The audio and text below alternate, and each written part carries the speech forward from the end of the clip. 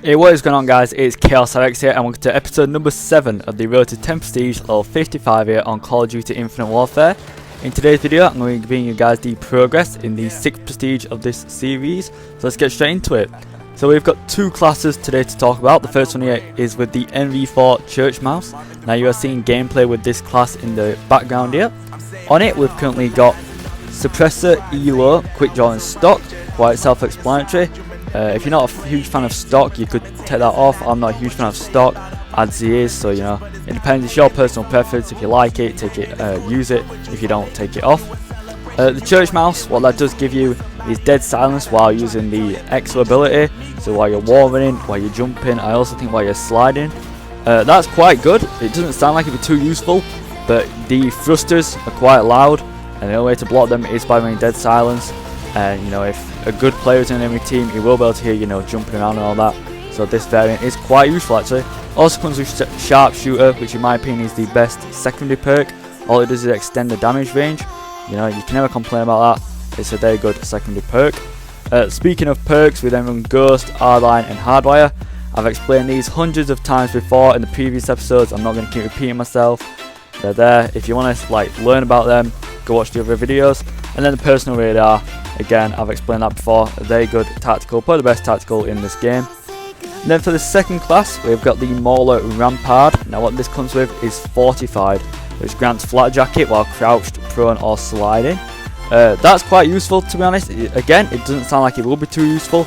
With the Mauler, the reload time obviously is quite long. It is like an well, it is an LMG. It's not like an LMG. It is an LMG.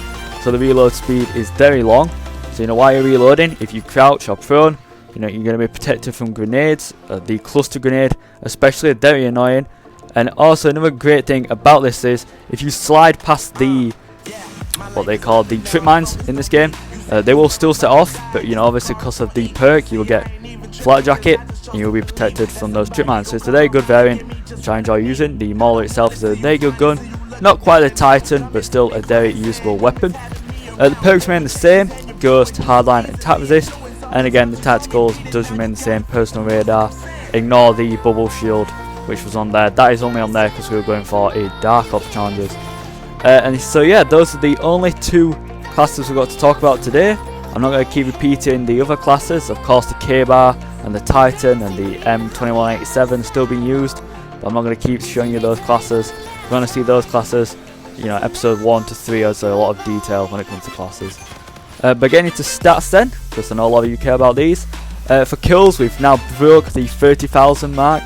We're on 30,831. That's an increase of 5,414.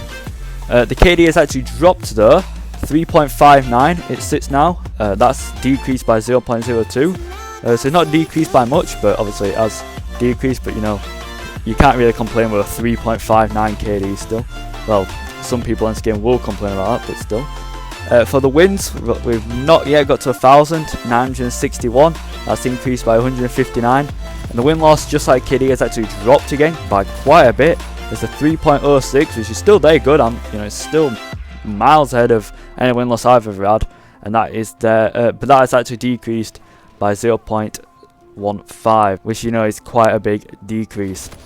But yeah, now we're going to get into the supply drops, which thankfully in this video finally has got audio. The last few episodes, if you've seen, the audio is for some reason being stripped on Twitch, but this time we've got the audio, so I'm now going to hand it over to Past Me to open these supply drops and Prestige. Okay guys, let's get into the supply drop portion of the video. We have saved up 350 keys this Prestige. We've also still got 2,800 salvage. Currently, we are saving up for the beautiful weapons over here. The beautiful salvos. So we just need another... well, we only need 4,000 salvage. I find it interesting that with the DLC weapons, you don't actually have to buy the variants like up to it, if you get what I mean. So for example, with the EMC, you've got to buy all these variants to unlock the epic variant. You can see with the DLC weapons, you can just buy the epic variant straight away.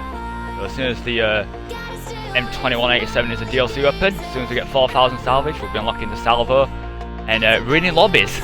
So let's get straight into it. 350 keys. No Quartermaster bundle this Prestige, sadly. So unfortunately, we don't have any like cool drops. We've only got standard supply drops. Yeah man, just finished getting that gold. Shocking weapon. We'll not be using that one. Yeah. Prestige 7 already. This is getting recorded the day after episode 1 film. We are like miles ahead with this series. I'm absolutely loving this game. A lot of fun.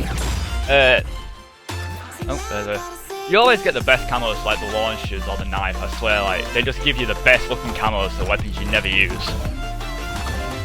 Ooh, that's a nice Raijin variant. Yeah, this game, very similar to Black Ops 3 I'd say, is what the vibe I get off it. I think it's as good as Black Ops 3, I'd probably say it's not as good as Black Ops 3 to be honest. Definitely, at the minute I'm having more fun on this than Black Ops 3. For the simple fact that I've just played too much BO3 to be fair. There's another nice camo, but again it's for the pistol. So you know, not something we're using. Unless it's for the LMGs, we probably will never run it. Yeah, gear, we don't really need gear anymore because we've got the Black Sky gear. A lot of salvage though, not. That's our first double XP token. Look to get more of those. We could get dupes to be fair, that'd be quite nice, like a lot of dupes. We get the ERAD Cerberus again, we've already got that. May I give us 1,000 salvage. Hazard player body makes you think out like no wait, that will not be getting around. Oh, we've got no, have we even got a legendary so far apart from that camo? Not legendary, an epic. That's a nice head for what's his name, striker. But like I said, we've got Black Sky gear, so there's no reason to want the gear from supply drops. The salvage, good to see.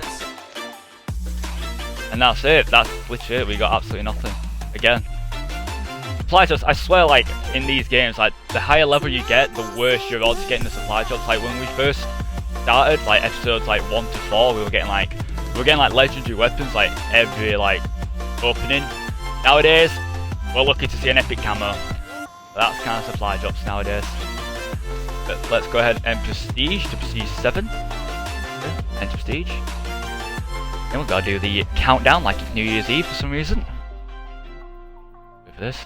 They have a nice logo. I really like logos in this game. Well, I like them in the barracks. There we go.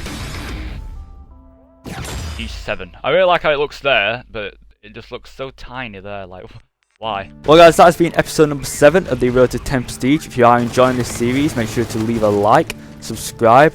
Adzi will catch you guys in the next episode, and I'll catch you guys in episode 9. Thanks for watching the video, guys. In a bit.